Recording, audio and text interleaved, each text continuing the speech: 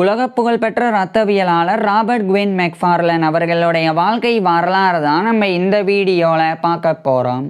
1907 June 26 அன்னைக்கு இங்கிலாந்துடைய west சசெக்ஸில் இருக்கிற ஒர்திங்கில் Robert grey மெக்ஃபார்லனுக்கும் Eileen Montagu Sanderson மெக்ஃபார்லனுக்கும் மகனாக பிறக்கிறார் ராபர்ட் குவின் மெக்ஃபார்லன். இவருடைய அப்பா தாய்லாந்துடைய பேங்காக்ல இருக்கிற ஈஸ்டர்ன் ட்ரேட்ஸ் கார்பரேஷனில் ஒரு மேனேஜராக, அதாவது மேலாளராக பணிபுரிஞ்சு வந்திருக்கிறாங்க. இவருடைய குடும்பம் நல்ல நிலையில் வாழ்ந்து வந்திருக்கிறாங்க. ராபர்ட் குவின் மெக்ஃபார்லனுடைய அப்பா அம்மா 1906 ஆண்டு திருமணம் பண்ணிக்கிட்டாங்க. திருமணத்தின் போது ராபர்ட் குவின் மெக்ஃபார்லனுடைய அப்பா தாய்லாந்துடைய பேங்காக்ல இருக்கிற ஈஸ்டர்ன் ட்ரேட்ஸ் கார்பரேஷன் அப்படின்ற நிறுவனத்தில் ஒரு மேனேஜராக பணிபுரிஞ்சு வந்தாங்க. இதன் காரணமாக ராபர்ட் குவின் மெக்ஃபார்லனுடைய அப்பா அம்மா அவங்களுடைய திருமணத்திற்கு பிறகும் அதே தாய்லாந்தில் இருக்கிற பேங்காக்ல தான் வாழ்ந்து வந்தாங்க. இந்த நிலையில் கரெக்டாக 1906 ஆண்டுடைய இறுதி காலகட்டத்தில் ராபர்ட் குவின் மெக்ஃபார்லனுடைய அம்மா பிரெக்னன்ட் ஆகுறாங்க, அதாவது கர்ப்பமாகறாங்க. இந்த சமயம் ராபர்ட் குவின் மெக்ஃபார்லனுடைய அப்பானால இவருடைய அம்மாவை சரியாக கவனிச்சுக்க முடியல. இதனால ராபர்ட் குவின் மெக்ஃபார்லனுடைய அப்பா இவருடைய அம்மாவை தாய்லாந்தில் இருக்கிற பேங்காக்ல இருந்து இங்கிலாந்துடைய வெஸ்ட் சசெக்ஸில் இருக்கிற ஒர்திங்குக்கு அனுப்பிடுறாங்க. ஏன்னா இந்த ஒர்திங்கில் தான் ராபர்ட் குவின் மெக்ஃபார்லனுடைய அப்பாவுடைய அப்பா அம்மா இருந்தாங்க. அதாவது ராபர்ட் குவின் மெக்ஃபார்லனுடைய தந்தை வழி தாத்தா பாட்டி இருந்தாங்க.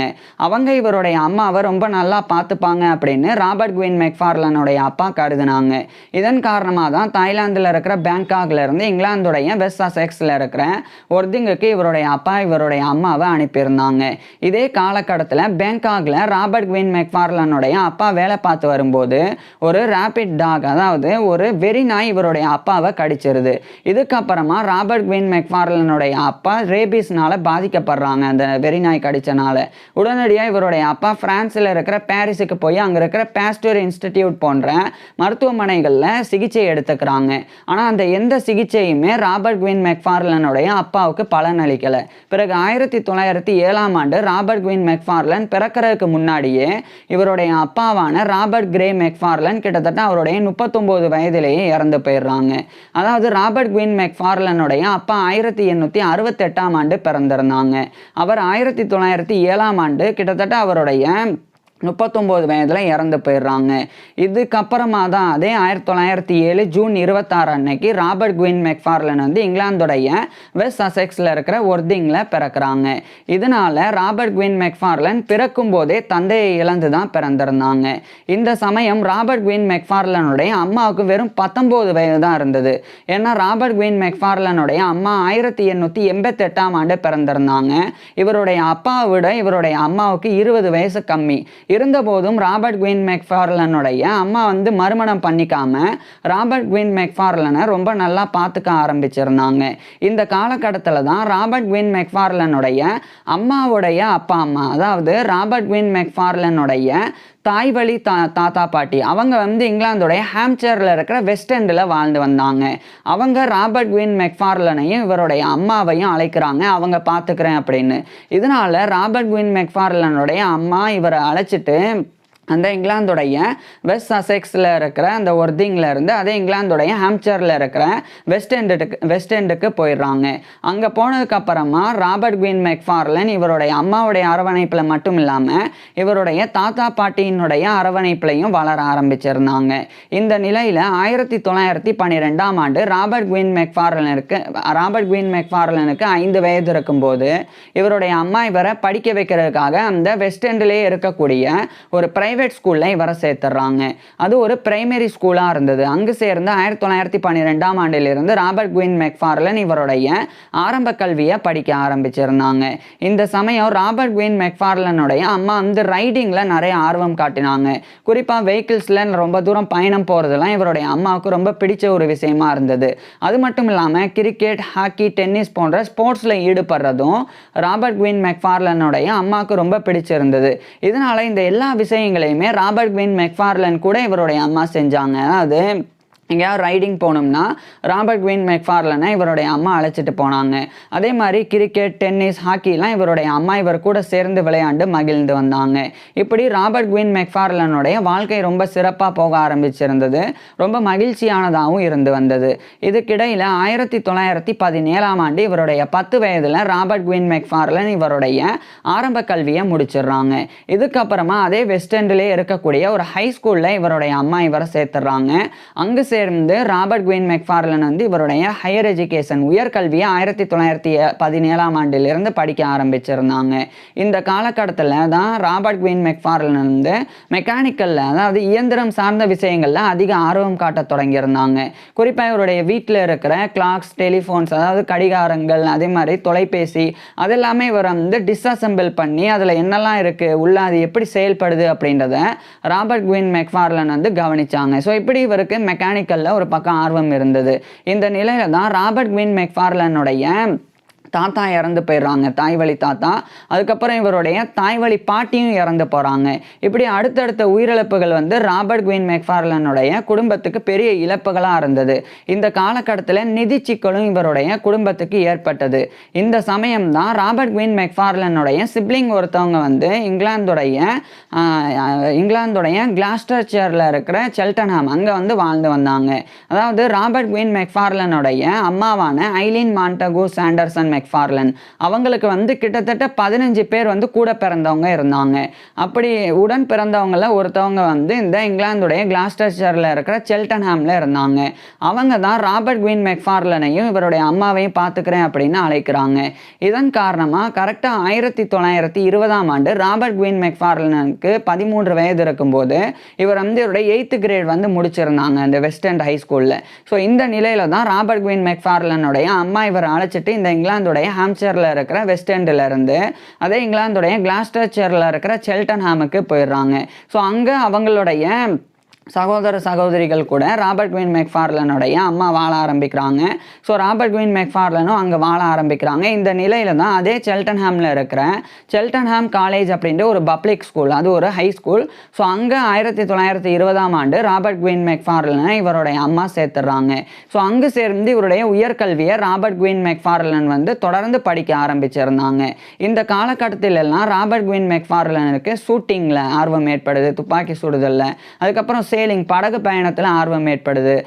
அது மாதிரி ஐஸ் ஸ்கீயிங், இந்த பனி சறுக்குலையும் இவருக்கு வந்து ஆர்வம் ஏற்படுது. கூடுதலாக இந்த ஃபாஸ்டர் மோட்டார்ஸ், அதுக்கப்புறமா வந்து கார்ஸ், இதிலெல்லாம் கூட ராபர்ட் குயின் மெக்ஃபார்லனுக்கு நிறைய ஆர்வம் ஏற்பட்டு வந்தது. இதெல்லாம் ஒரு பக்கம் இருக்கு. 1924ஆம் ஆண்டு இவருடைய 17 வயதில் ராபர்ட் குயின் மெக்ஃபார்லன் வந்து அந்த செல்டன்ஹாம் காலேஜ் அப்படின்ற பப்ளிக் ஸ்கூல்ல இருந்து இவருடைய ஹையர் எஜுகேஷனை முடிக்கிறாங்க. ஹையர் எஜுகேஷனை முடிச்சதுக்கப்புறமா அதே செல்டன்ஹாம் காலேஜ்லேயே ராபர்ட் குயின் மெக்ஃபார்லன் வந்து ப்ரீ மெட்ரிகுலேஷன் ஸ்டடி பண்ண ஆரம்பிக்கிறாங்க. இது வந்து பிஃபோர் காலேஜ் ப்ரிப்பரட்டரி கோர்ஸ் அப்படின்னு அழைக்கப்படும். அதாவது காலேஜ் ஜாயின் பண்ணி படிக்கிறதுக்கு முன்னாடி படிக்கக்கூடிய ஒரு 1 இயர் கோர்ஸ் தான் இது. ஸோ அதை எடுத்து அதே செல்டன்ஹாம் காலேஜில் ராபர்ட் குயின் மெக்ஃபார்லன் வந்து அடுத்த ஓராண்டு படிக்கிறாங்க. பிறகு 1925ஆம் ஆண்டு இவருடைய 18 வயதில் ராபர்ட் குயின் மெக்ஃபார்லன் வந்து இவருடைய அந்த pre matriculation study before college preparatory course அப்படின்ற அந்த 1 இயர் கோர்ஸையும் கம்ப்ளீட் பண்ணிடுறாங்க. இந்த நிலையில தான் ராபர்ட் குயின் மெக்ஃபார்லன் வந்து மருத்துவம் படிக்கணும்னு விரும்பினாங்க. அப்போ இவருடைய அம்மா இவரை இந்த இங்கிலாந்துடைய கிளாஸ்டர்ஷையரில் இருக்கிற செல்டன்ஹாமில் இருந்து அதே இங்கிலாந்தில் இருக்கிற லண்டனுக்கு அனுப்பிடுறாங்க. இவர் அனுப்புறது மட்டும் இல்லாமல் இவரை தொடர்ந்து ராபர்ட் குயின் மெக்ஃபார்லனுடைய அம்மாவும் வந்து லண்டனுக்கு போயிடுறாங்க. அங்கே ராபர்ட் குயின் மெக்ஃபார்லனுடைய அம்மாவுடைய வேறு சில சகோதர சகோதரிகள் இருந்தாங்க. ஸோ அவங்க கூட வாழ தொடங்குறாங்க.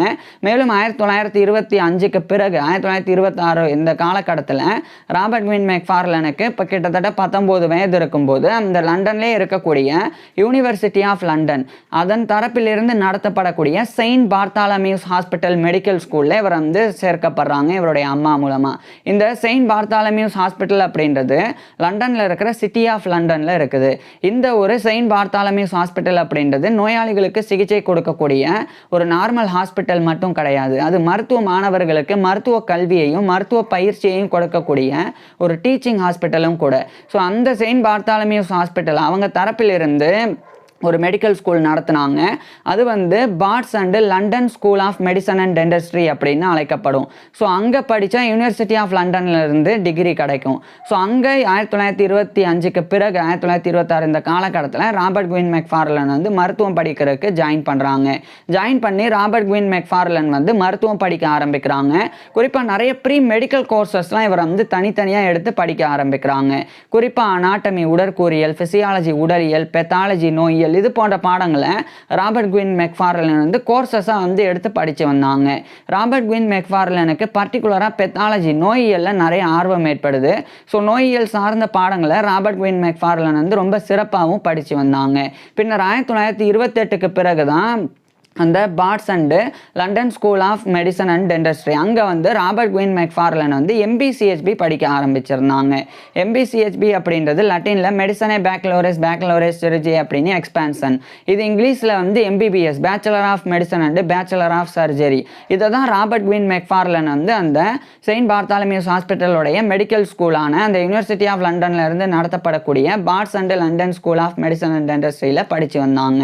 மருத்துவ கல்வியின் போது இவருடைய மருத்துவ பாடத்திட்டங்களா அதாவது மெடிக்கல் கரிக்குலமாக ராபர்ட் குயின் மெக்ஃபார்லன் வந்து அனாட்டமி உடற்கூறியல், ஃபிசியாலஜி உடலியல், பெத்தாலஜி நோயியல், மெட்டீரியா மெடிக்கா மருந்துகளினுடைய பண்புகள் குறித்து படிக்கிறது, கிளினிக்கல் மெடிசன் மருத்துவம், சர்ஜரி அறுவை சிகிச்சை அப்படின்னு இது போன்ற எல்லா பாடங்களையும் ரொம்ப சிறப்பாக படித்து வந்தாங்க. இந்த நிலையில தான் இந்த செயின்ட் பார்த்தாலமியூஸ் ஹாஸ்பிட்டலுக்கு ஒரு சிறுவன் வந்து அழைத்து கொண்டு வரப்பட்டாங்க. அந்த சிறுவனுக்கு வந்து கன்னத்தில் வந்து பெரிய காயம் ஏற்பட்டு ரத்தம் நிற்காமல் போயிட்டு இருந்தது. அது வந்து ஹீமோஃபிலியா அப்படின்ற கண்டிஷன் அந்த சிறுவனுக்கு ஏற்பட்டிருந்தது. ஸோ அப்போ 1930 காலகட்டத்தில் அந்த சிறுவனுக்கு செயின்ட் பார்த்தாலமியூஸ் ஹாஸ்பிட்டலில் சிகிச்சை வழங்கப்பட்டது. ஆனால் எந்த சிகிச்சையும் அந்த சிறுவனுக்கு அந்தளவுக்கு பலன் கொடுக்குற மாதிரி இல்லை. அதிகமான ரத்தம் வெளியேறிட்டே இருந்தது. அதுக்கப்புறமா தான் பிளட் டிரான்ஸ்ஃபியூஷன் பண்ணுறாங்க. அதாவது மற்றவர்களினுடைய ரத்தத்தை அந்த சிறுவனுக்கு செலுத்துகிறாங்க. அதுக்கப்புறம் அந்த சிறுவன் வந்து ஹீமோஃபிலியாவிலேருந்து மீண்டு வந்து ஓரளவுக்கு வந்து நல்ல ஒரு உடல் நலத்தை பெறாங்க. இதெல்லாம் ராபர்ட் குயின் மெக்ஃபார்லன் வந்து பார்த்த பிறகு இந்த ஹீமோஃபிலியா அப்படின்ற நோயை இந்த ஒரு ரத்த மாற்றம் வந்து எப்படி சரி செய்யுது அப்படின்ற குறித்து ரிசர்ச் பண்ணுறாங்க.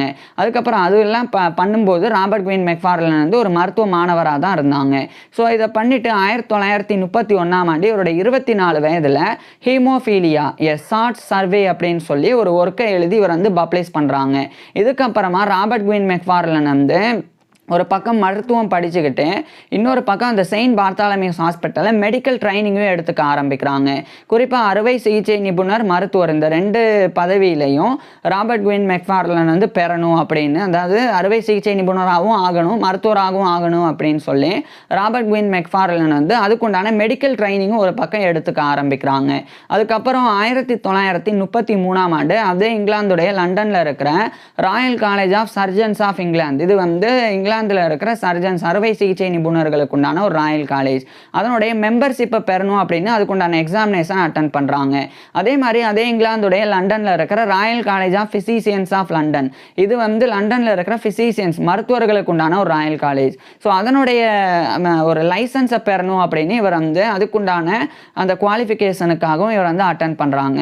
பிறகு 1933ஆம் ஆண்டு இவருடைய 26 வயதில் ராபர்ட் குயின் மெக்ஃபார்லன் வந்து இவருடைய மருத்துவ கல்வியை அந்த pots and London school of medicine and டென்டிஸ்ட்ரியிலேருந்து முடித்து யூனிவர்சிட்டி ஆஃப் லண்டன்லேருந்து MBCHB அதாவது மெடிசனே பேக்கலோரஸ் சர்ஜரி அப்படின்ற MBBS bachelor of medicine and bachelor of surgery இந்த டிகிரியை 1933 இவருடைய 26 வயதில் ராபர்ட் குயின் மெக்ஃபார்லன் பெறாங்க. இதே காலகட்டத்தில் அந்த royal college of surgeons of இங்கிலாந்துடைய ஒரு மெம்பராகவும் ராபர்ட் குயின் மெக்ஃபார்லன் வந்து தேர்ந்தெடுக்கப்படுறாங்க. So member of the royal college of surgeons MRCS அப்படின்ற மெம்பர்ஷிப்பை 1933ஆம் ஆண்டு ராபர்ட் குயின் மெக்ஃபார்லன் பெறாங்க. மேலும் அதே இந்த royal college of physicians of London அதனுடைய லைசன்ஸையும் இவர் வந்து பெறாங்க. So licentiate of the royal college of physicians LRCP அப்படின்ற லைசன்ஸையும் அதே 1933ஆம் ஆண்டு ராபர்ட் குயின் மெக்ஃபார்லன் வந்து பெறாங்க. பெற்றதுக்கு அப்புறமா இவருக்கு வந்து மருத்துவராகவும் அறுவை சிகிச்சை நிபுணராகவும் ஒர்க் பண்ணுறதை விட ஒரு பெத்தாலஜிஸ்ட் நோயியல் நிபுணராக ஆராய்ச்சியில் ஈடுபடுறது தான் ராபர்ட் குயின் மெக்ஃபார்லனுக்கு அதிகமாக பிடிக்குது. இதனால இவர் படித்த அந்த செயின்ட் பார்த்தாலமியூஸ் ஹாஸ்பிட்டல் அதனுடைய டிபார்ட்மெண்ட் ஆஃப் பெத்தாலஜியில் இவர் ஒரு அசிஸ்டண்டாக உதவியாளராக ஜாயின் பண்ணி ராபர்ட் குயின் மெக்ஃபார்லன் வந்து ரிசர்ச்லாம் பண்ண ஆரம்பிக்கிறாங்க. குறிப்பாக ராபர்ட் குயின் மெக்ஃபார்லன் வந்து ஹீமோஃபீலியா பற்றி தான் ரிசர்ச் பண்ண ஆரம்பிக்கிறாங்க. ஹீமோஃபீலியா அப்படின்றது ஒரு கண்டிஷன். அதாவது என்னென்னா இப்போ நமக்கு வந்து கையில் அடிப்படுது, அப்படி கையில்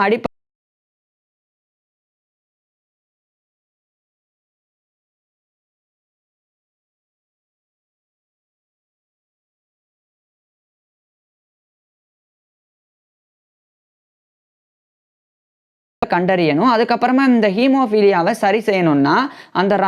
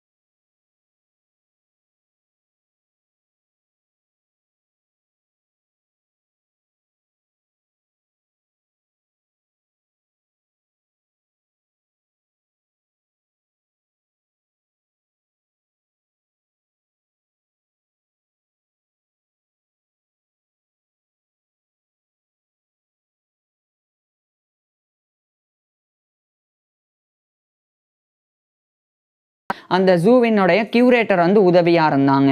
ஸோ அதன் மூலமாக ராபர்ட் குயின் மெக்ஃபார்லன் ஒரு நோயாளிக்கு 1934 ஜூலை, குறிப்பாக வந்து ஜூலை 19 இந்த சமயம் வந்து ஒரு ஹீமோஃபிலியானால் பாதிக்கப்பட்ட நோயாளிக்கு ராபர்ட் குயின் மெக்ஃபார்லன் வந்து அந்த ரசல்ஸ் வைப்பர் அப்படின்ற அந்த பாம்பினுடைய விஷத்தை வச்சு தயாரிக்கப்பட்ட அந்த மருந்தை பயன்படுத்துகிறாங்க. ஹீமோஃபீலியானால் அந்த நபர் வந்து குணமடைஞ்சிடுறாங்க. ஸோ இது வந்து ஃபஸ்ட்டு சக்ஸஸ்ஃபுல் ஹீமோஃபீலியாவுக்கு உண்டான ஒரு ட்ரீட்மெண்ட்டாக மாறுது. இதுக்கப்புறம் இந்த வந்து வெளியே சொல்லணும் அப்படின்றதுக்காக ராபர்ட் குயின் மெக்ஃபார்லன் வந்து அந்த பர்ஜஸ் பார்னட் அவர் கூட இணைஞ்சு த ஹீமோஸ்டேட்டிக் பாசிபிலிட்டிஸ் ஆஃப் ஸ்னேக் வெனம் அப்படின்ற டைட்டிலில் 1934 ஒரு ஒர்க்கை வந்து 2 பேரும் எழுதி பப்ளிஷ் பண்ணுறாங்க. இந்த காலகட்டத்தில் தான் ராபர்ட் குயின் மெக்ஃபார்லன் இந்த 1935 காலகட்டத்தில் இந்த டிபார்ட்மெண்ட் ஆஃப் பெத்தாலஜியோடைய அசிஸ்டன்ட் அப்படின்ற பொறுப்பிலிருந்து ஒரு ஜூனியர் டெமான்ஸ்ட்ரேட்டர் ஆஃப் பெத்தாலஜியாக நியமிக்கப்படுறாங்க. டெமான்ஸ்ட்ரேட்டர் அப்படின்ற பொறுப்பு என்னன்னா ஒரு விஷயத்தை வெறும் கோட்பாட்டு ரீதியாகவும் அதாவது தியரிட்டிக்கல் ரீதியாக கற்றுக் கொடுக்கறது மட்டும் இல்லாமல் அதை நேரடியாக நடைமுறைப்படுத்தி அதை ப்ராக்டிக்கலாக கற்றுக் கொடுக்கணும். உதாரணத்துக்கு இப்போ பெத்தாலஜி அப்படின்னா நோயியல் அப்படின்னு அர்த்தம். நோயியல் அப்படின்றது நோய் கிருமிகள், அந்த நோய் கிருமிகள் ஏற்படுத்தக்கூடிய நோயின் தன்மைகள், அந்த நோயின் தன்மைகள்னால் பாதிக்கப்பட்ட உடல் திசுக்களினுடைய அந்த இருப்புகள். ஸோ அதை பற்றிலாம் வந்து படிக்கிறது பெத்தாலஜி. அப்போ இந்த பெத்தாலஜியில் நோய் கிருமிகளையும் அதே மாதிரி அந்த கிருமிகள்னால் ஏற்படக்கூடிய தாக்கங்கள் எல்லாம் நேரடியாக டெமான்ஸ்ட்ரேட் பண்ணக்கூடிய பொறுப்பு தான் இந்த ஜூனியர் டெமான்ஸ்ட்ரேட்டர் ஆஃப் பெத்தாலஜி அப்படின்ற பொறுப்பு. ஸோ அந்த பொறுப்பில் 1935 காலகட்டத்தில் ராபர்ட் குயின் மெக்ஃபார்லன் அந்த செயின்ட் பார்த்தாலமியூஸ் ஹாஸ்பிட்டலில் நியமிக்கப்படுறாங்க. அதுக்கப்புறமா ராபர்ட் குயின் மெக்ஃபார்லன் வந்து தொடர்ச்சியாக இவருடைய ரிசர்ச்சஸையும் மேற்கொண்டு வந்தாங்க. இந்த நிலையில் 1936 ஜனவரி 25 அன்னைக்கு இவருடைய 28 வயதில், அதாவது ராபர்ட் குயின் மெக்ஃபார்லன் வந்து ஜூன் மாதம் பிறந்திருந்தனால 1936 1936 ஜனவரியில் இவருக்கு 28 வயசு தான் இருந்தது. ஜூன் வந்தால் தான் 29. ஸோ 1936 1936 ஜனவரி 25 அன்னைக்கு இவருடைய 28 வயதில் ராபர்ட் குவின் மெக்ஃபார்லன் வந்து ஹிலரி கார்சன் அப்படின்ற ஒரு பெண்ணை வந்து திருமணம் பண்ணிக்கிறாங்க. இந்த ஹிலரி கார்சன் அப்படின்றவங்களும் வந்து மருத்துவம் படித்தவங்களாக இருந்தாங்க. குறிப்பாக டாக்டர் ஆஃப் மெடிசன் MD முடித்தவங்களாக இருந்தாங்க. அவங்கள ராபர்ட் குவின் மெக்ஃபார்லன் வந்து திருமணம் பண்ணிக்கிறாங்க. இதே 1936 காலகட்டத்தில் ராபர்ட் குவின் மெக்ஃபார்லன் வந்து ஒரு கிளினிக்கல் அசிஸ்டன்ட் பெத்தாலஜிஸ்டாக வந்து நியமிக்கப்படுறாங்க. அதுவும் குறிப்பாக வந்து லண்டன்லேயே இருக்கக்கூடிய ஒரு முக்கியமான வெஸ்டர்ன் ஃபிசியலாஜிக்கல் ரிசர்ச் லேபரட்டரிஸ் அங்கே தான் இவர் வந்து ஒரு கிளினிக்கல் அசிஸ்டன்ட் பெத்தாலஜிஸ்டாகவும் நியமிக்கப்படுறாங்க. ஸோ செயின்ட் பார்த்தாலமியூஸ் ஹாஸ்பிட்டல் அதே மாதிரி வெஸ்டர்ன் லேபரட்டரிஸ் 2 இடத்துலையுமே இவர் வந்து ஒர்க் பண்ண ஆரம்பிக்கிறாங்க. இதுக்கப்புறமா இதே காலகட்டத்தில் அந்த செயின்ட் பார்த்தாலமியூஸ் ஹாஸ்பிட்டலுடைய மெடிக்கல் ஸ்கூல் தான் யூனிவர்சிட்டி ஆஃப் லண்டனுக்கு கீழே வரக்கூடியது. அதில் இவர் வந்து டாக்டர் ஆஃப் மெடிசன் MD படிக்க ஆரம்பிக்கிறாங்க. இது வந்து டாக்டர் ஆஃப் மெடிசன் அப்படின்றது மெடிசனில் போஸ்ட் கிராஜுவேட். ஸோ அதை வந்து ராபர்ட் குவின் மெக்ஃபார்லன் படிக்க ஆரம்பிக்கிறாங்க. இதுக்கிடையில் 1937 ஆண்டு ராபர்ட் குவின் மெக்ஃபார்லனுக்கும் இவருடைய மனைவியான ஹிலரி கார்சன் மெக்ஃபார்லன் இவங்க 2 பேருக்குமே சூசன் மெக்ஃபார்லன் அப்படின்னு ஒரு பெண் குழந்தை, முதலாவது குழந்தை 1937 ஆண்டு பிறந்தது. இது ஒரு பக்கம் இருக்க, ராபர்ட் குவின் மெக்ஃபார்லன் வந்து தொடர்ச்சியாக இவருடைய அந்த டாக்டர் ஆஃப் மெடிசன் படிப்பை யூனிவர்சிட்டி ஆஃப் லண்டனில் தொடர்ந்து படித்து வந்தாங்க. அதுக்கப்புறம் இவருடைய டாக்டர் ஆஃப் மெடிசனுக்கு உண்டான MD தீசஸ், அதாவது ஆய்வு கட்டுரையா இவர் வந்து the normal hemostatic mechanism and its function அப்படின்னு சொல்லி its failure in the hemorrhagic அப்படின்னு சொல்லி ஒரு ஒர்க்கு அதை வந்து 1938 ஆண்டு ராபர்ட் குவின் மெக்ஃபார்லன் வந்து பப்ளிஷ் பண்ணுறாங்க, சமர்ப்பிக்கிறாங்க. அதை குறிப்பாக வந்து யூனிவர்சிட்டி ஆஃப் லண்டனில் இவர் வந்து சமர்ப்பிக்கிறாங்க. So the normal haemostatic mechanism and its function its failure அப்படின்னு சொல்லி ஒரு ஒர்க்கு இந்த ஹீமோரேஜிக் ஸ்டேட்ஸ் அப்படின்னு. ஸோ இது 1938 இவர் பப்ளிஷ் சமர்ப்பிக்கிறாங்க. இதை மறுபடியும் சொல்கிறேன், கரெக்டாக அந்த டைட்டில் வந்து the normal haemostatic mechanism and its failure in the haemorrhagic states அப்படின்னு சொல்லி. ஸோ இதை இந்த MD தீசஸ் இந்த ஒரு டாக்டர் ஆஃப் மெடிசனுக்கு உண்டான ஆய்வுக்கட்டுரை இவர் சமர்ப்பித்த பிறகு அதே 1939 ஆண்டு ராபர்ட் குவின் மெக்ஃபார்லன் வந்து யூனிவர்சிட்டி ஆஃப் லண்டன்ல இருந்து டாக்டர் ஆஃப் மெடிசன் அப்படின்ற MD டிகிரியையும் பெற்றுறாங்க. இதுக்கப்புறமா இவருடைய ஒர்க்கை குவார்ட்டர்லி ஜேர்னல், மெடிக்கல் ஜேர்னல்லையும் அதை வந்து எழுதி பப்ளிஷ் பண்ணவும் செய்கிறாங்க. இந்த நிலையில தான் 1938 காலகட்டத்திலேயே ராபர்ட் குவின் மெக்ஃபார்லனுக்கும் இவருடைய மனைவியான ஹிலரி கார்சன் மெக்ஃபார்லன் இவங்க 2 பேருக்குமே ராபர்ட் கிரே மெக்ஃபார்லன் அப்படின்னு சொல்லி ஒரு ஆண் குழந்தை பிறந்தது, 2வது குழந்தையா. இதுக்கப்புறமா ராபர்ட் குவின் மெக்ஃபார்லன் வந்து தொடர்ச்சியாக அவருடைய ஆராய்ச்சியில் ஈடுபட்டாங்க. அப்போ வந்து அந்த லண்டன்லேயே இருக்கக்கூடிய new British post graduate medical school அங்கே இவர் ஒரு அசிஸ்டன்ட் பாக்டீரியாலஜிஸ்டாக நியமிக்கப்பட்டாங்க, உதவி கிருமியியல் நிபுணராக நியமிக்கப்பட்டாங்க. ஸோ அங்கே வந்து கிட்டத்தட்ட ஒரு வருஷம் வரைக்கும் ராபர்ட் குவின் மெக்ஃபார்லன் ஒர்க் பண்ணாங்க. அதுக்கப்புறம் 1939 ஆண்டு 2ஆம் உலகப் போர், அதாவது செகண்ட் வேர்ல்ட் வார் ஆனது தொடங்கிறது. இது ஒரு பக்கம் இருக்க. 1940 ஆண்டு இங்கிலாந்துடைய ஆக்ஸ்போர்ட்ஷையரில் இருக்கிற ஆக்ஸ்போர்ட் அங்கே இருக்கக்கூடிய ராட்க்ளிஃப் இன்ஃபர்மரி, அது வந்து இன்றைய காலகட்டத்தில் கிடையாது, ஆனால் அன்றைய காலகட்டத்தில் இருந்தது. அந்த ராட்க்ளிஃப் இன்ஃபர்மரி அப்படின்ற ஒரு மருத்துவமனை, அங்கே வந்து ராபர்ட் குவின் மெக்ஃபார்லன் ஒரு கிளினிக்கல் பெத்தாலஜிஸ்டாக, மருத்துவ நோயியல் நிபுணராக அழைக்கப்பட்டாங்க. ஸோ அந்த வேலையை பெறதுக்காக ராபர்ட் குவின் மெக்ஃபார்லன் வந்து இவருடைய மனைவியையும் இவருடைய 2 குழந்தைகளையும் அழைச்சிட்டு இந்த இங்கிலாந்தில் இருக்கிற லண்டன்ல இருந்து அதே இங்கிலாந்துடைய ஆக்ஸ்போர்ட்ஷையரில் இருக்கிற ஆக்ஸ்போர்டுக்கு 1940 ஆண்டு போயிடுறாங்க. ஸோ லண்டனில் இருக்கிற செயின்ட் பார்த்தாலமியூஸ் ஹாஸ்பிட்டல், அதுக்கப்புறமா அந்த new British post graduate medical school, அதுக்கப்புறம் வெஸ்டர்ன் ரிசர்ச் லேபரட்டரிஸ், அங்கேருந்து எல்லா இடத்துல இருந்தும் இவர் வந்து ஒர்க்கை வந்து ரிசைன் பண்ணிட்டு தான் அங்கே போயிருந்தாங்க. ஸோ ஆக்ஸ்போர்டுக்கு போனதுக்கப்புறம் ராட்க்ளிஃப் இன்ஃபர்மரியில் ஒரு கிளினிக்கல் பெத்தாலஜிஸ்ட்டாக 1940 ஆண்டிலிருந்து ஒரு ராபர்ட் குவின் மெக்ஃபார்லன் ஒர்க் பண்ண ஆரம்பிக்கிறாங்க. அடுத்து 1941 ஆண்டு ராபர்ட் குவின் மெக்ஃபார்லனுக்கும் இவருடைய மனைவியான ஹிலரி கார்சன் மெக்ஃபார்லனுக்கும் ஜான் கார்சன் மெக்ஃபார்லன் அப்படின்னு இன்னொரு ஆண் குழந்தை பிறந்தது, 3வது குழந்தையாக பிறந்தது. இதே 1941 ஆண்டு தான் மெடிக்கல் ரிசர்ச் கவுன்சில் MRC அவங்க தரப்பிலிருந்து ராபர்ட் குவின் மெக்ஃபார்லனுக்கு ஒரு பெரிய பொறுப்பை வழங்கினாங்க. அதாவது அமெரிக்காவிலையும் பிரிட்டன்லையும் இந்த 2 இடத்துல ஹீமோகுளோபின் லெவல், நார்மல் லெவல் என்ன, அதனுடைய வித்தியாசம் என்ன, அதில் இருக்கிற முரண்பாடு என்ன, அதை வந்து கண்டறியணும். அதுக்குண்டான இதுக்கான ஒரு கமிட்டி போடணும், அதனுடைய கமிட்டியோட லீடராக நீங்கள் இருக்கணும் அப்படின்னு ராபர்ட் குயின் மெக்ஃபார்லனை 1941 அழைக்கிறாங்க.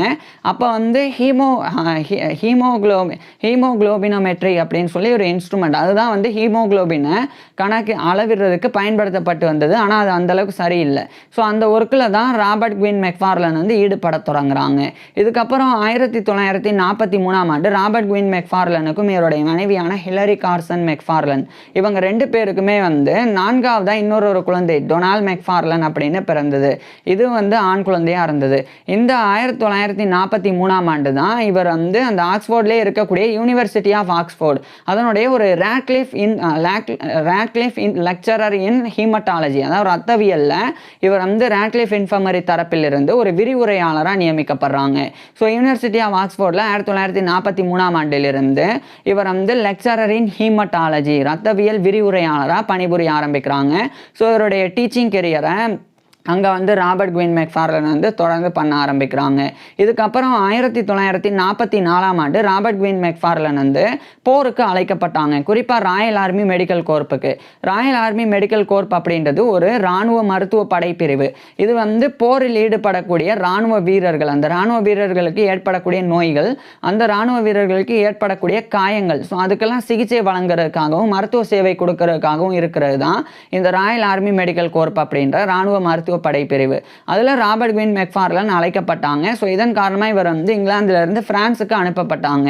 ஸோ 1944 கிட்டத்தட்ட ஒரு 6-7 மாதம் பிரான்ஸில் ராபர்ட் குயின் மெக்ஃபார்லன் ஒர்க் பண்ணாங்க. குறிப்பாக கேஸ் கேங்க்லின் அப்படின்னு சொல்லி ஒரு நோய், அதனால் பாதிக்கப்படக்கூடிய இராணுவ வீரர்களுக்கு ராபர்ட் குயின் மெக்ஃபார்லன் வந்து சிகிச்சை கொடுத்தாங்க.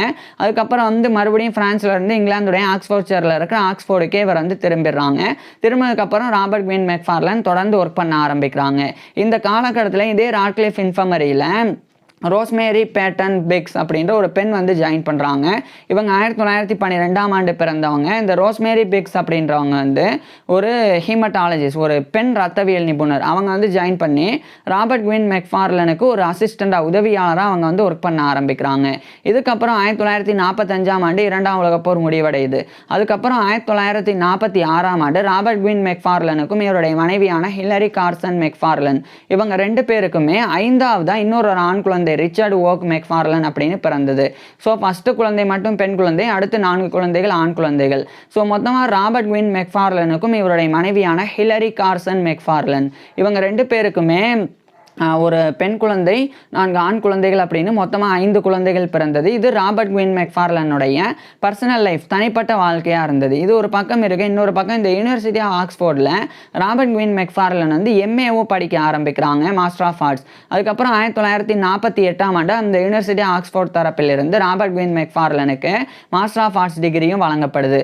இதுக்கப்புறம் இதே 1948ஆம் ஆண்டு தான் மெடிக்கல் ரிசர்ச் கவுன்சில் தரப்பிலிருந்து எம்ஆர்சி கிரேவெஜ் ஃபோட்டோமீட்டர் அப்படின்னு சொல்லி ஒன்று உருவாக்கினாங்க. இது வந்து ஹீமோகுளோபினை சரியாக அளவிடுறதுக்குண்டான ஒரு கருவியாக அடுத்து பல ஆண்டுகள் பயன்பாட்டில் இருந்தது. அதுக்கு முக்கிய காரணமாக ராபர்ட் குயின் மெக்ஃபார்லன் வந்து இருந்தாங்க. அதுக்கப்புறம் 1949 காலகட்டத்திலிருந்து இந்த பிளட் கோஆகுலேஷன், ரத்த உறைதல், அதில் இவர் வந்து கூடுதல் கவனம் செலுத்த ஆரம்பிக்கிறாங்க. குறிப்பாக 1950 காலகட்டத்தில் ராபர்ட் குயின் மெக்ஃபார்லன் வந்து ஹீமோஃபிலியா எதனால் ஏற்படுது அப்படின்ற குறித்து இவர் வந்து ரிசர்ச் பண்ண ஆரம்பிக்கிறாங்க. அந்த ஹீமோஃபிலியா ஏற்படுறதுக்கு என்ன காரணம் அப்படின்றதுலையும் ராபர்ட் குயின் மெக்ஃபார்லன் வந்து தொடர் ஆராய்ச்சிகளை மேற்கொண்டு வந்தாங்க. இந்த ஆராய்ச்சியின் போது இந்த ரோஸ்மேரி பிக்ஸ் கூட, இவங்க இந்த பெண் கூட சேர்ந்து ஆராய்ச்சி பண்ணி 1951 காலகட்டத்தில் சில முக்கியமான கண்டுபிடிப்புகள் எல்லாம் செஞ்சாங்க. இந்த ஹீமோஃபிலியா எதனால் ஏற்படுது அப்படின்லாம். இந்த காலகட்டத்தில் தான் 1947 பிப்ரவரி 12 இந்த சமயம் பிறந்த ஸ்டீஃபன் கிறிஸ்மஸ் அப்படின்ற ஒரு குழந்தை. இது ஒரு ஆண் குழந்தை. இது வந்து எரிக் கிறிஸ்மஸ் அப்படின்ற அப்போதைய ஒரு ஃபேமஸான டெலிவிஷன் ஆக்டர், அவருடைய மகன் தான். அந்த மகன் வந்து பிறந்தது இங்கிலாந்தில் இருக்கிற லண்டனில். பிறந்த பிறகு கனடாவுடைய ஆன்டேரியோவில் இருக்கிற டொராண்டோவுக்கு அங்கே போகிறாங்க. அதுக்கப்புறம் அந்த குழந்தைக்கு வந்து ஹீமோஃபிலியா ஏற்படுது, அந்த ரத்தப்போக்கு வந்து ஏற்படுது. ஸோ அதுக்கப்புறம் அந்த ஹீமோஃபிலியா அப்படின்ற கண்டிஷன் ஏற்பட்டோடனே சிகிச்சைக்கு மறுபடியும் கனடாவிலேருந்து இங்கிலாந்துக்கு வந்து அவங்க வந்து கூட்டிகிட்டு வர்றாங்க. அதுக்கப்புறம் அந்த இங்கிலாந்துடைய ஆக்ஸ்போர்ட்ஷையரில் இருக்கிற ஆக்ஸ்போர்ட், அங்கே வந்து ஹீமோஃபிலியா ரிசர்ச் சென்டர் அப்படின்னு ஒரு ரிசர்ச் சென்டர் வந்து இருந்தது. அங்கே தான் ராபர்ட் குயின் மெக்ஃபார்லனும் ரோஸ்மேரி பிக்ஸும் வந்து ஒர்க் பண்ணாங்க.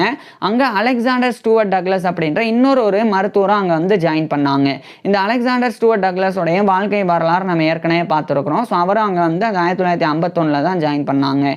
அப்போ அந்த குழந்தை, அந்த ஸ்டீஃபன் கிறிஸ்மஸ் அப்படின்ற குழந்தை, அந்த குழந்தையினுடைய ரத்த மாதிரி வந்து இந்த ஒரு ஆக்ஸ்ஃபோர்ட் ஹீமோஃபீலியா சென்டருக்கு வந்து அனுப்பப்படுது. அங்கே Robert Gwyn Macfarlane, Rosemary Biggs, Alexander Stuart Douglas 3 பேரும் அந்த ரத்த மாதிரியை பரிசோதனை பண்ணுறாங்க.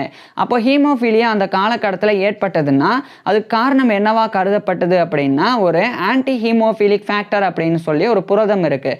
அந்த புரதம் ரத்தத்தில் குறைவாக இருந்தால் இந்த ஹீமோஃபீலியா அப்படின்றது ஏற்படுது அப்படின்னு அந்த காலகட்டத்தில் கண்டறியப்பட்டது. ஸோ அதுதான் இருக்கும், அந்த ஃபேக்டர் 8 தான் குறைபாடாக இருக்கும் அப்படின்னு இந்த ரத்தத்தை பரிசோதிக்கிறாங்க. ஆனால் ஃபேக்டர் 8 வந்து குறைபாடாலாம் இல்லை, அது சரியான அளவில் தான் அந்த குழந்தையினுடைய ரத்தத்தில் இருந்தது. அப்போ அப்படி இருக்கும்போது எப்படி ஹீமோஃபீலியா ஏற்படுது, எப்படி ரத்தம் வந்து உறையாமல் ரத்தம் வந்து வெளியேறிட்டே இருக்குது அப்படின்னு சொல்லி இவங்க 3 பேரும் கூடுதல் ஆராய்ச்சியை பண்ணுறாங்க. அப்போ தான் 1952 காலகட்டத்தில் ஒரு முக்கியமான விஷயம் கண்டுபிடிக்கிறாங்க. ஃபேக்டர் 9 அப்படின்னு சொல்லி ஒரு புரதத்தை கண்டறிகிறாங்க. அந்த புரதமானது இந்த குழந்தையினுடைய ரத்தத்தில் வந்து குறைபாடாக இருக்குது. இதுதான் இந்த குழந்தைக்கு ஹீமோஃபீலியா ஏற்படுறதுக்கு காரணம் அப்படின்றத இந்த 3 பேரும் இணைஞ்சு கண்டறிகிறாங்க. இந்த 3 பேர் கொண்ட குழுவில் ராபர்ட் குயின் மெக்ஃபார்லன் தான் ஒரு முக்கிய ஒரு நபராக லீடராக இருந்தாங்க. ஸோ இதை கண்டறிஞ்சதுக்கு அப்புறமா அந்த ஹீமோஃபீலியா ஃபேக்டர் 8 குறைபாடுனால ஏற்படுறது ஹீமோஃபீலியா ஏ அப்படின்னும், ஃபேக்டர் 9 அந்த ஒரு புரதத்தினால அந்த புரத குறைபாடுனால ஏற்படக்கூடிய ஹீமோஃபீலியா வந்து ஹீமோஃபீலியா பி அப்படின்னும் அதுக்கு வந்து பேரிடுறாங்க. ஸோ அதுக்கு முன்னாடிலாம் ஹீமோஃபீலியா அப்படின்னு ஒன்று தான் இருந்தது. அதுக்கப்புறம் ஹீமோஃபீலியா ஏ, ஹீமோஃபீலியா பி அப்படின்னு 2ஆக பிரிக்கிறாங்க. ஸோ அந்த ஹீமோஃபீலியா பியை Robert Gwyn Macfarlane, Alexander Stuart Douglas, Rosemary Biggs இந்த 3 பேர் தான் கண்டறிஞ்சாங்க. அதுக்கப்புறம் 1953 இந்த காலகட்டத்தில் எத்தல் பிட்வெல் அப்படின்னு சொல்லி இன்னொரு பெண் ரத்தவியல் நிபுணர் அவங்களும் வந்து ஜாயின் பண்றாங்க. இதே மாதிரியே இவங்களுடைய குழுவில் அவங்க 1923 பிறந்தவங்க. ஸோ அந்த எத்தல் பிட்வெல் அப்படின்றவங்க வந்து ஃபேக்டர் 8 அந்த ஒரு புரதத்தை சிந்தசைஸ் பண்ணணும் அப்படின்னு சொல்லி அந்த ரிசர்ச்சில் ஈடுபட தொடங்குறாங்க. அதாவது இப்போ எந்த புரதச்சத்து குறைபாடு ஏற்பட்டிருக்கு அப்படின்னு கண்டறிஞ்சிட்டு அந்த புரதச்சத்து குறைபாடு இருந்தால் அதை செயற்கையாக பண்ணி அந்த புரதத்தை நேரடியாக இன்ஜெக்ஷன் மூலமாக அந்த குழந்தையினுடைய அல்லது இந்த ஹீமோஃபீலியானால பாதிக்கப்பட்டவங்களுடைய ரத்தத்தில் வந்து செலுத்தினா அந்த குறைபாடு நீங்கி அவங்க வந்து உடல் நலம் பெறுவாங்க. ஹீமோஃபீலியா நின்று போய் ரத்தம் உறைஞ்சு சரியான அளவில் அந்த மக்கள் வந்து பாதுகாக்கப்படுவாங்க. ஸோ அதுக்கு அவங்க வந்து ரிசர்ச் பண்ண ஆரம்பிக்கிறாங்க. இந்த நிலையில் இதே 1953 ராபர்ட் குயின் மெக்ஃபார்லன் வந்து ரோஸ்மேரி பெக்ஸ் கூட இணைஞ்சு ஒரு முக்கியமான ஒரு ஒர்க்கை எழுதினாங்க. அது வந்து ஹியூமன் பிளட் கோஆகுலேஷன் அப்படின்னு சொல்லி human blood coagulation and its disorders அப்படின்னு human blood coagulation and its disorders அப்படின்னு சொல்லி ஒரு ஒர்க்கு. இது ஒரு புக்காகவே 1953 ராபர்ட் குயின் மெக்ஃபார்லன் வந்து அந்த ஒரு பெண் கூட சேர்ந்து அதான் ரோஸ்மேரி பெக்ஸ் அப்படின்றவங்க கூட சேர்ந்து எழுதி வெளியிடுறாங்க. இதுக்கப்புறம் ராபர்ட் குயின் மெக்ஃபார்லன் வந்து தொடர்ச்சியாக அந்த ஹீமோஃபீலியாவை முழுமையாக புரிஞ்சுக்கணும் அப்படின்ற முயற்சியில் ஈடுபட்டு வந்தாங்க. இந்த நிலையில் 1956 இங்கிலாந்துடைய லண்டனில் இருக்கிற ராயல் சொசைட்டி ஆஃப் லண்டன் அதனுடைய ஃபெல்லோவா ராபர்ட் குயின் மெக்ஃபார்லன் தேர்ந்தெடுக்கப்படுறாங்க.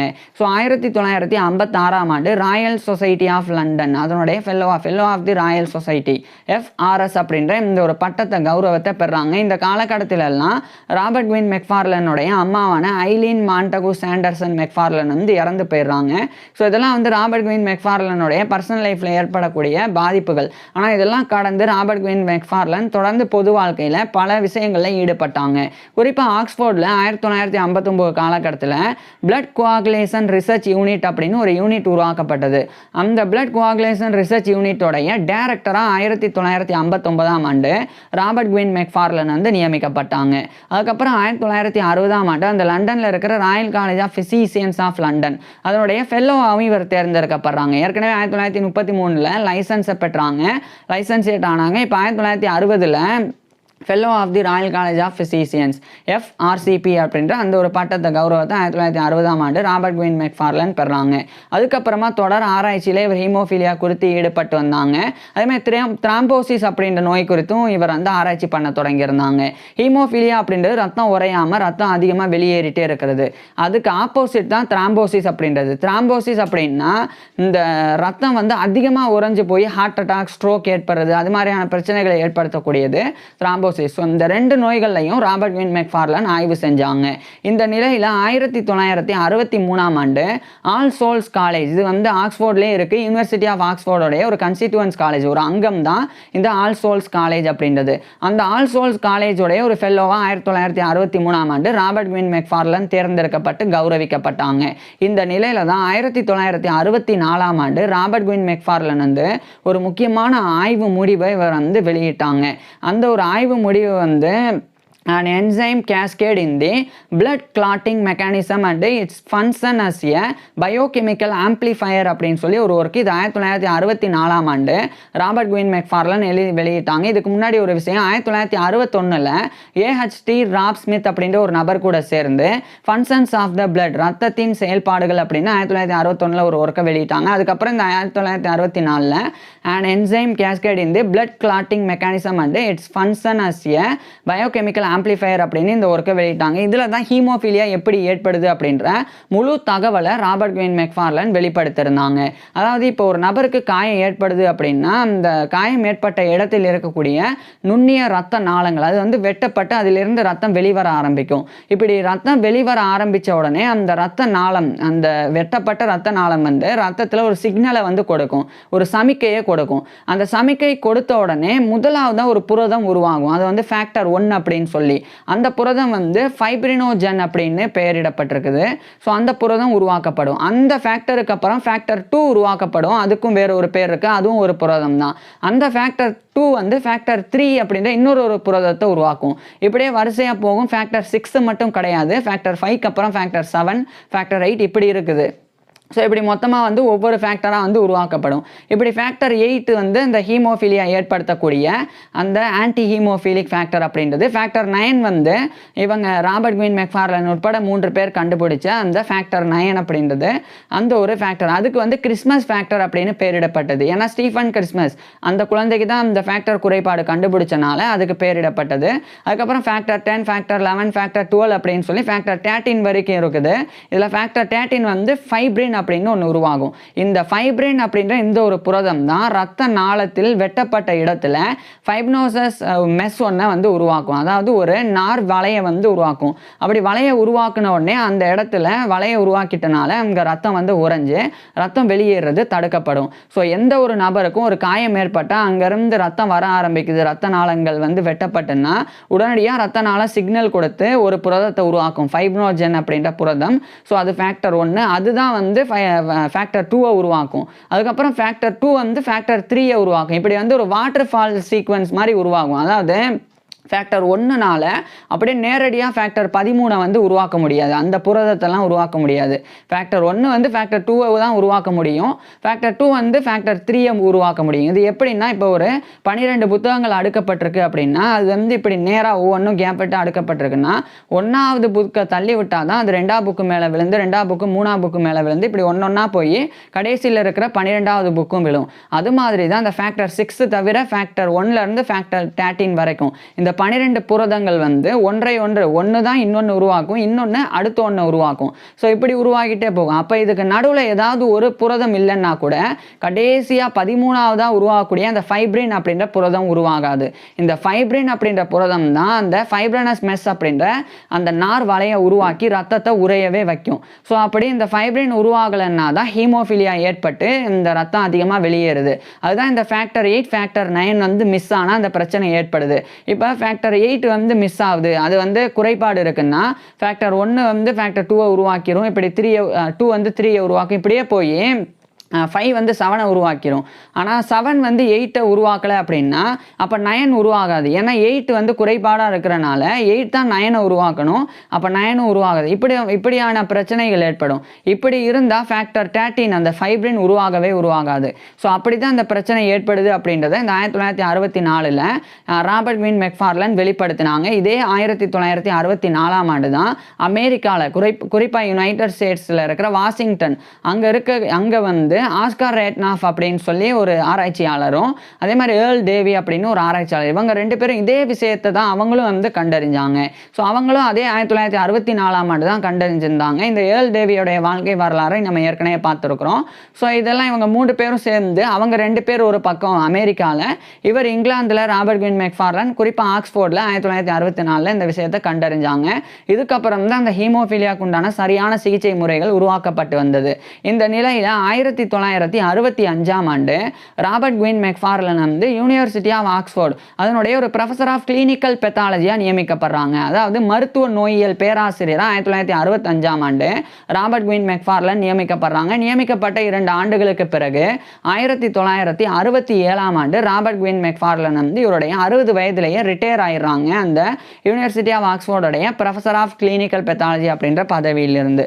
அதுக்கப்புறம் 1968ஆம் ஆண்டு ஸ்காட்லாண்டுடைய எடன்பராவில் இருக்கிற யூனிவர்சிட்டி ஆஃப் எடன்பரா அவங்க தரப்பிலிருந்து ராபர்ட் குயின் மெக்ஃபார்லனுக்கு வந்து இந்த கேமரன் பிரைஸ் ஃபார் தெரப்பியூட்டிக்ஸ் அப்படின்ற ஒரு விருது 1968ஆம் ஆண்டு ராபர்ட் குயின் மெக்ஃபார்லனுக்கு வழங்கப்பட்டது. அதுக்கப்புறம் 1970கள் காலகட்டத்தில் ராபர்ட் குயின் மெக்ஃபார்லன் வந்து ஓரளவுக்கு ரிசர்ச் பண்ணாங்க.